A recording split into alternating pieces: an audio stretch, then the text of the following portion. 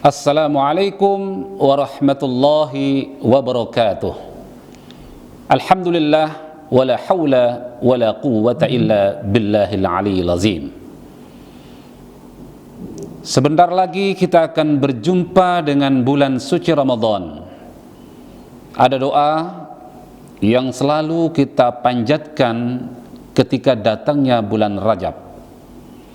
Allahumma barik fi Rajab wa fi Sya'ban wa balighna Ramadan. Ya Allah, berkahilah kami di bulan Rajab dan Sya'ban, dan sampaikanlah kami bulan Ramadan. Hadis Rasulullah sallallahu alaihi wasallam yang berkaitan dengan bulan suci Ramadan, man fariha bidukhuli Ramadan haramallahu jasadahu 'ala niran.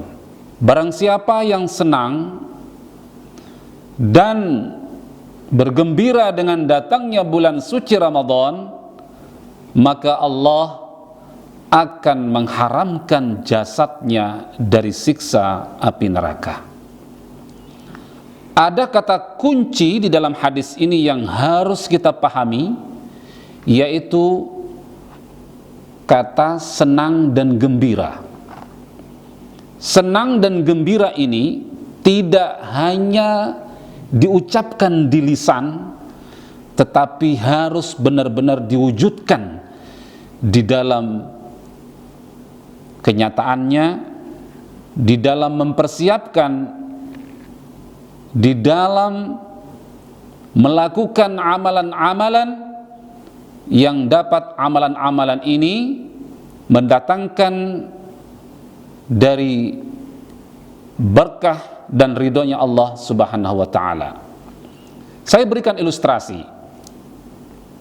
Sebagaimana ada seorang perempuan yang akan kedatangan calon suaminya dan calon mertuanya di suatu hari yang telah ditentukan, maka saya yakin perempuan ini akan senang dan gembira akan informasi kedatangan calon suaminya dan calon mertuanya, dengan mewujudkan kesenangannya, mempersiapkan dirinya, mempersiapkan pakaiannya, menyiapkan penampilannya, mempersiapkan lingkungan sekitar rumahnya untuk menyambut kedatangan calon suaminya dan calon mertuanya. Inilah wujud dari senang, wujud dari gembira. Sebagaimana di zaman virus corona ini, mungkin ada orang yang sudah lama tidak pernah mudik ke kampung halamannya, tiba-tiba dia menelpon dan menginformasikan kepada orang tuanya akan mudik pada suatu hari yang telah disepakatinya.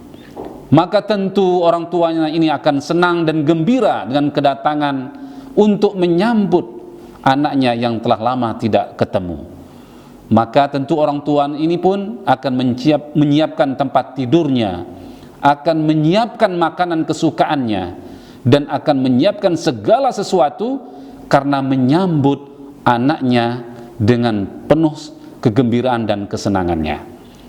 Begitu pula di dalam menyambut bulan suci Ramadan ini, tidak hanya sekedar senang di lisan, tidak hanya senang dan gembira di lisan saja, tetapi harus diwujudkan di dalam amal perbuatan yang nyata, yaitu melakukan amalan-amalan yang disukai dan diridhoi Allah Subhanahu wa ta'ala. Menyambut bulan suci Ramadan dengan penuh semangat dan penuh dengan persiapan-persiapan yang maksimal. Mungkin dia akan mempersiapkan dirinya untuk menghatamkan Al-Quran.